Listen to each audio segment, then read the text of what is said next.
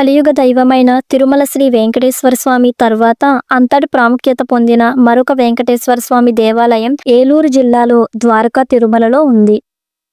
ఈ దేవాలయంలో మరే ఇతర దేవాలయాల్లోని లేని విధంగా గర్భగుడిలో వెంకటేశ్వర స్వామి యొక్క 2 విగ్రహాలు దర్శనమిస్తాయి. ఒకటి సంపూర్ణ విగ్రహం, మరొకటి అర్ధ విగ్రహం. ఇలా 2 విగ్రహాలు గర్భగుడిలో ఎందుకున్నాయి అనగా, పూర్వం ద్వారక అనే మహాముని విష్ణువు దర్శనం కోసం శేషాద్రి కొండ మీద తపస్సు చేస్తారు. అప్పుడు విష్ణువు దర్శనమిచ్చి తను వాల్మీకంలో ఉన్నట్టు చెబుతారు. అప్పుడు ద్వారకాముని వాల్మీకంలో వెళ్లి చూడగా స్వయంభూ శ్రీ వెంకటేశ్వర స్వామి కనిపిస్తారు. కానీ అక్కడ సగం విగ్రహం మాత్రమే ఉంటుంది. మిగిలిన సగం పాతాళ లోకంలో బలి చక్రవర్తి పూజిస్తూ ఉన్నాడని పురాణాలు చెబుతున్నాయి. వెంకటేశ్వర స్వామిని ద్వారకాముని కనుగొన్నాడు కాబట్టి ఈ క్షేత్రం ద్వారకా తిరుమలగా పిలువబడుతుంది.